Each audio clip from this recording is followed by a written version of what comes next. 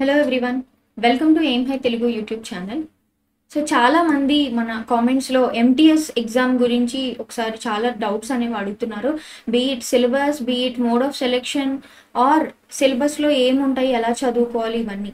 First of all SSC MTS notification నేను చేసినప్పుడు మొత్తం డీటెయిల్డ్గా ఆల్రెడీ అందులో ఎక్స్ప్లెయిన్ చేశాను. బట్ స్టిల్ ఈ వీడియోలో మనం కొన్ని మెయిన్ పాయింట్స్ అనేవి ఎంఫసైజ్ చేసుకుంటూ మాట్లాడుకుందాం. ఓకే, అలాగే దీంతో పాటు సిలబస్లో ఈ యొక్క ఇండికేటివ్ సిలబస్లో ఇచ్చిన టాపిక్స్ అనేవి కూడా ఇందులో డిస్కస్ చేద్దాం. Okay, so let's get into the video. So ముందుగా మనం ఏం చూడబోతున్నాము అంటే ఎగ్జామ్ ప్యాటర్న్.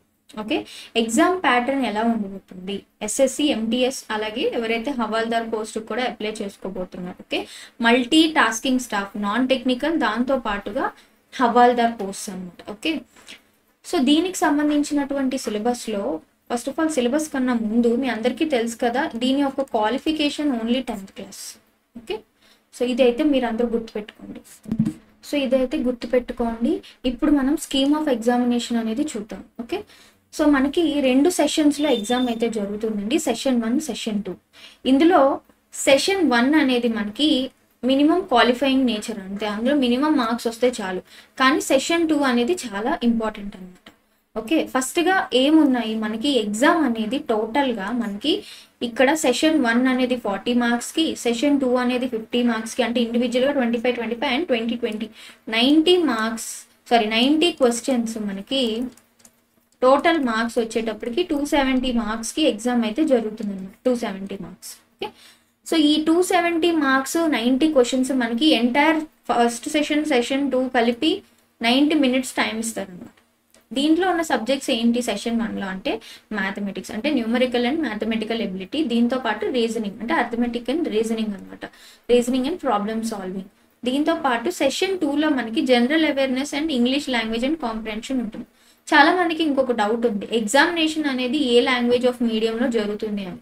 మనకి ఇంగ్లీష్, హిందీతో పాటుగా, లేదు అంటే ఇంగ్లీష్తో పాటుగా మీరు ఏ రీజనల్ లాంగ్వేజ్ అయితే సెలెక్ట్ చేసుకుంటారో ఆ రీజనల్ లాంగ్వేజ్లో, అంటే ఫర్ ఎగ్జాంపుల్ తెలుగు సెలెక్ట్ చేసుకుంటే దాంతో మీకు క్వశ్చన్ అనేది ప్రింట్ అయ్యి వస్తుంది.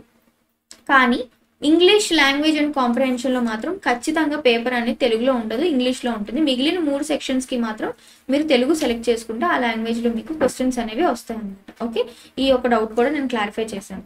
Okay, so as I told you 90 questions ఉంటాయి 270 మార్క్స్కి, అలాగే ఈచ్ సెక్షన్కి మనకి 45 minutes అనేవి ఇస్తారనమాట. ఓకే, సో ఇక్కడైతే మనము స్కీమ్ ఆఫ్ ఎగ్జామినేషన్ మీద క్లియర్గా ఉన్నాం. నోటిఫికేషన్లో మనకి ఇంకొన్ని పాయింట్స్ కొంచెం క్లియర్గా ఎక్స్ప్లెయిన్ చేశారు, which many of the people have doubts. నోటిఫికేషన్లో కొన్ని పాయింట్స్ అందరూ గబుక్కున చదవాలంటే మిస్ అవుతూ ఉంటాం.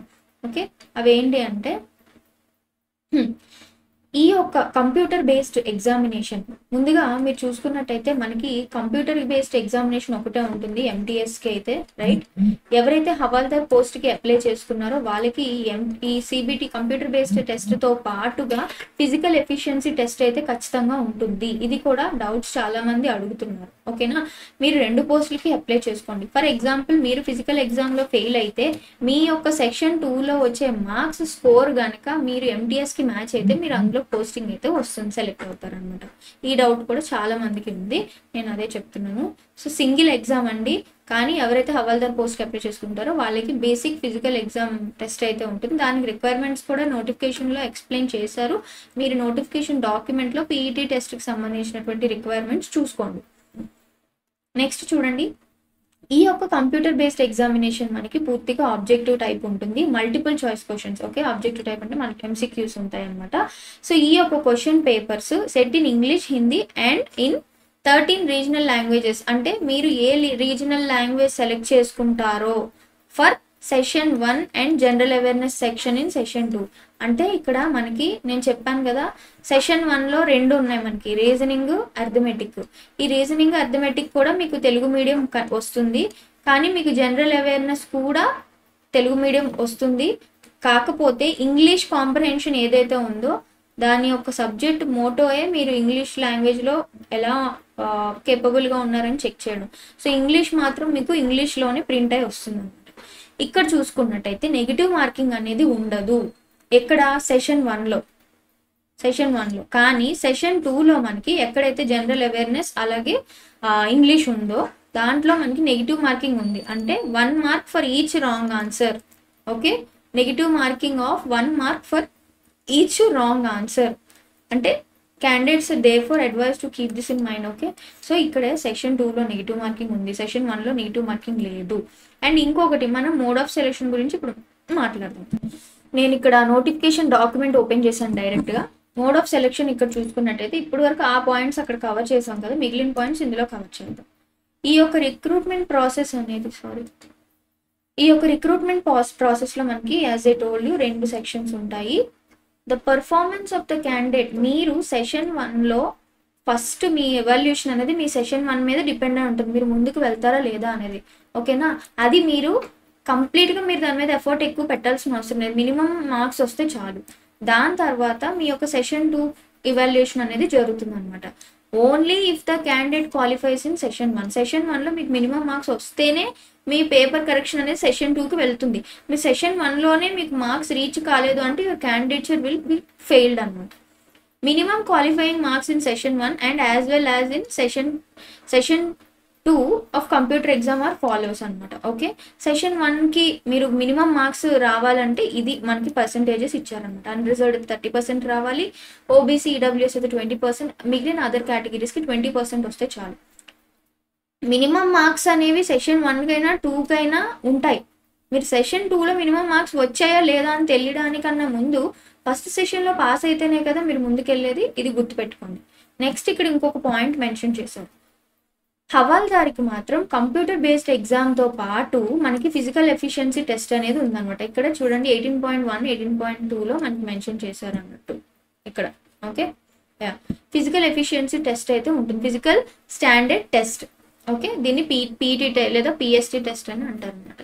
ఇక్కడ ఇంకొక పాయింట్ చూడండి, ఎంటీఎస్కి separate category wise state wise cut offs అనేవి ఉంటాయి అన్నమాట సెక్షన్ 2కి. ఎందుకంటే మీ యొక్క స్టేట్లో ఉన్నటువంటి పోస్టులు బట్టి మీరు పెట్టుకున్నటువంటి ప్రిఫరెన్స్లు బట్టి కట్ ఆఫ్ స్టేట్కి వైజ్గా మారుతూ ఉంటుంది, కేటగిరీ వైజ్గా మారుతుంది. అలాగే ఎంటీఎస్కి 18-25, 18-27 అని 2 కేటగిరీస్ రిలీజ్ చేశారు కాబట్టి దానికి కూడా సెపరేట్ కేటగిరీస్కి కట్ ఆఫ్ అనేది ఇవ్వడం జరుగుతుంది. నెక్స్ట్ ఇంకొక మెయిన్ పాయింట్ చూడండి, ఎంటీఎస్కి క్యాండిడేట్స్ ఖచ్చితంగా సెషన్ 2 పర్ఫార్మెన్స్ మీద డిపెండ్ అయి ఉంటుంది. ఓకే, ఇది ఒకటి మనం గుర్తుపెట్టుకోవాల్సింది. So merit list would be prepared based on session 2 మీద ఉన్న ఫైనల్ మార్క్స్ మీద డిపెండ్ అయి ఉంటుంది. హవాల్దార్ పోస్ట్కి క్యాండిడేట్స్ని 1:7 రేషియోలో, అంటే ఒక పోస్ట్కి 7 మెంబర్స్ని షార్ట్ లిస్ట్ చేస్తారనమాట. ఓకేనా, దేనికి ఇక్కడ వచ్చిన మార్క్స్ నుంచి వీళ్ళు నెక్స్ట్ ఫిజికల్ ఎఫిషియన్సీ టెస్ట్కి వెళ్ళడానికి అనమాట.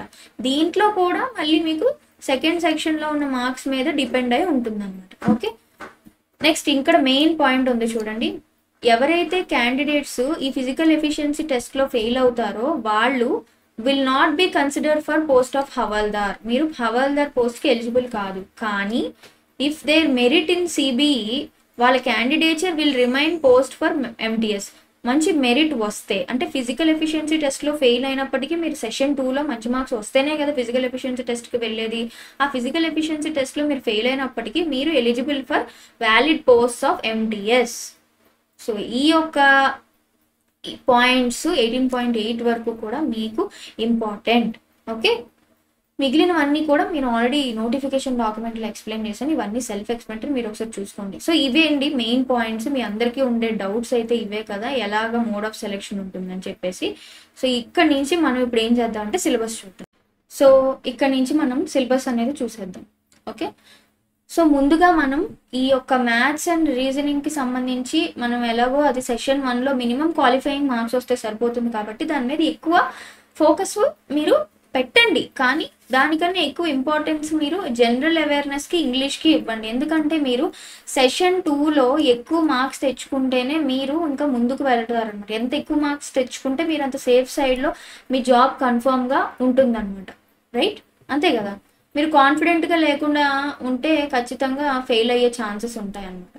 So first of all will see ఇంగ్లీష్లో మనకి ఏమున్నాయి, error spotting, fill in the blanks, synonyms, antonyms, spelling and detecting అంటే స్పెల్లింగ్ కరెక్షన్స్ ఉన్నాయి, idioms and phrases, one word substitution, sentence improvement, reading comprehension. ఇది reading comprehension. So ఇవన్నీ కూడా మీకు basic లెవెల్లోనే అడుగుతారు, ఎందుకంటే 10th క్లాస్ క్వాలిఫికేషన్ ఉంటుంది కాబట్టి మీరు దానికి మించి మిమ్మల్ని అడ్వాన్స్డ్ లెవెల్లో మీకు అడగరు అనమాట. ఓకే, నెక్స్ట్ చూసుకున్నట్టయితే ఇంగ్లీష్కి అలాగే మిగిలిన వాటి అన్నిటికీ కూడా ఎస్ఎస్సి సిజిఎల్ అండ్ ఎంటీఎస్కి కామన్గా నేను కొన్ని బుక్ లిస్ట్ అనేది ఆల్రెడీ చేశాను. బుక్ లిస్ట్ వీడియో మన ఛానల్లో ఉంటుంది, మీరు ఒకసారి రిఫర్ చేయండి, ఆ బుక్స్ అయితే సరిపోతుంది. దాంతోపాటుగా ఇంగ్లీష్కి నేనైతే మన ఛానల్లో ఆల్రెడీ స్టార్ట్ చేశాను. వొకాబులరీ అంటే స్పెల్లింగ్స్ ఆల్రెడీ నేను షార్ట్స్లో రోజు ఒక 20 లైక్ 20 or 25 అలా పోస్ట్ చేస్తున్నాను. రోజుకి 20 వర్డ్స్ అంటే మీరు ఈజీగా చదువుకోవచ్చు. ఎగ్జామ్ టైం కల్లా మీరు ఒక 300-400 వర్డ్స్ మీకు స్పెల్లింగ్స్ తెలిసిపోతే మీరు ఈజీగా మార్క్స్ గెయిన్ చేయగలుగుతారు. అలాగే ఫ్రేజెస్ అండ్ ఇడియమ్స్ ఆల్మోస్ట్ ఇప్పటికే మనము 85 క్వశ్చన్స్ పైనే చేసాము, 2 part 1 part 2లో, అండ్ ఇంకా ఒక 2-3 parts నేను చేసి మ్యాక్సిమం మీకు ఇడియమ్స్ ఓన్లీ, ఫ్రేజెస్ కాదు, ఇంకా ఇడియమ్స్ అనేవి కంప్లీట్ చేయడానికి నేను ట్రై చేస్తాను. అలాగే మిగిలిన కాన్సెప్ట్స్ అన్ని కూడా నేను ఒక్కొక్కటి సిరీస్ లాగా పెడతాను. Meanwhile you also have to prepare by your own. Okay, next రీజనింగ్లో మనకి ఆల్ఫా న్యూమరిక్ సిరీస్ ఉంది, coding and decoding, analogy, classification, ఇవన్నీ ఉన్నాయి, odd one out, syllogism, direction sense, ranking. అలాగే నాన్ వెర్బల్ రీజనింగ్లో మన పేపర్ ఫోల్డింగ్ కానీ, mirror images కానీ ఇవన్నీ ఉన్నాయి, counting figures, blood relations. So ఇవి కూడా మీకు రీజనింగ్ చాలా బేసిక్ లెవెల్లోనే ఈజీగానే క్వశ్చన్స్ అడుగుతారు. అలాగే మ్యాథ్స్లో కూడా మనకి కంప్లీట్ మ్యాథమెటికల్ ఎబిలిటీలో LCM, HCF, decimals, percentages, time and work, time and distance, simple interest, profit and loss, ఇవన్నీ డిస్కౌంట్స్ కానివ్వండి, ఈవెన్ ఇక్కడ మెన్సురేషన్లో కానివ్వండి, అన్నీ కూడా బేసిక్ లెవెల్ క్వశ్చన్సే అడుగుతారనమాట. But you need to do it so fast. మీకు అక్కడ 90 minutesలో 90 క్వశ్చన్స్ అంటే మీరు కరెక్ట్గా ప్రతి క్వశ్చన్కి 1 minute కన్నా తక్కువ పెట్టేలా చూసుకోండి. లాస్ట్లో మీకు కొంచెం టైం మిగిలేలా చూసుకోండి, దానివల్ల మీరు ఇబ్బంది పడకుండా ఉంటారనమాట. ఓకే, ఇంకోటి ఏంటంటే సెషన్ 1 క్లోజ్ అవ్వగానే సెషన్ 2 ఓపెన్ అయిపోతుంది అనమాట. సో దీన్ని బట్టి మీరు టైం అనేది మేనేజ్ చేసుకుంటూ ఉండండి. నెక్స్ట్ జనరల్ అవేర్నెస్ చూసుకుంటే ఆబ్వియస్లీ వీ హ్యావ్ స్టాటిక్ జీకేకి లూసెంట్ సరిపోతుంది. ఆర్ మీరు ఇంకా ఏదైనా కరెంట్ అఫైర్స్ అయితే ఖచ్చితంగా మీరు, నేను చెప్పాను మీకు, డైలీ న్యూస్ పేపర్ చదివినా, ఏదైనా యూట్యూబ్లో కరెంట్ అఫైర్స్ ఫాలో అయినా, లేదంటే మీరు monthly magazines or weekly compilations ఇవన్నీ ఫాలో అవ్వచ్చు. దీంతో పాటుగా మీకు కాంటెంపరీ కరెంట్ అఫైర్స్ అంటే జనరల్గా ఏమవుతున్నాయి, రీసెంట్ జరిగిన ఇన్సిడెంట్స్, వాటిలో కూడా స్టాటిక్కే అడుగుతారు. లైక్ స్టాటిక్ అంటే ఎప్పటి నుంచో ఉన్నవి, లైక్ డైనమిక్లో వచ్చేటప్పటికి రీసెంట్గా నిన్న మనం జరిగినటువంటి ఈవెంట్స్ కానివ్వండి, చూడండి, బుక్స్ అండ్ ఆథర్స్ కానివ్వండి, లైక్ అవార్డ్స్, రీసెంట్ అవార్డ్స్ ఏమొచ్చాయి, science and technology, recent discoveries, inventions, ఇవన్నీ అడుగుతారు. ఇవి కూడా మీకు కాంప్లికేట్ చేసి అయితే అడగరు జీకే, డైరెక్ట్ క్వశ్చన్స్ అయితే అడుగుతారు. So you need to be prepared for all these అనమాట. So this is the syllabus for reasoning, this is the syllabus for SSC MTS. మనం అన్నీ చూసాం కదండి, మోడ్ ఆఫ్ సెలెక్షన్ చూసాము, ఇవే సెషన్ 1 మనకి క్వాలిఫైయింగ్ ఇన్ నేచర్. దాన్ని బట్టి మీరు ప్రిపేర్ అవ్వండి. సెషన్ 2 మీద ఎక్కువ ఫోకస్ అయితే చేయండి. దాన్ని బట్టి మీకు టైం కూడా ఎలా చేసుకోవాలి, అట్లీస్ట్ మీరు ఒక 2 to 3 hours ఇంగ్లీష్ మీద, ఒక 2 hours డైలీ జీకే మీద పెట్టుకోండి, రైట్. ఇంకొక 2 hours దీని మీద, 1 hour రీజనింగ్, 1 hour మ్యాథ్స్ కలా పెట్టుకోండి. ఆ person can hardly put focus కంటిన్యూస్గా ఒక 6 hours అయితే మీరు పెట్టగలరు ఫోకస్. ఈ 10 hours 12 hours చదివేసినా అందులో మీరు ఒక 6 hours మాత్రమే డెడికేటెడ్గా చదవగలరు, ఫోకస్డ్గా చదవగలరు. మధ్య మధ్యలో బ్రేక్స్ తీసుకుంటూ, అంటే I'm only talking about full time aspirants. కొంతమంది జాబ్స్ చేస్తూ ఉంటారు. మీరు ఎంత టైం అయితే యాక్టివ్గా పెట్టగలరో అదే ఇంపార్టెంట్. మీరు టయర్డ్గా ఉండి మీరు బలవంతంగా చదువుతాను అంటే you can't do that. Okay, so make sure you are very healthy, make sure you are having good sleep, and make sure you are completing your syllabus. Okay, and all the very best for your exam. Thank you so much.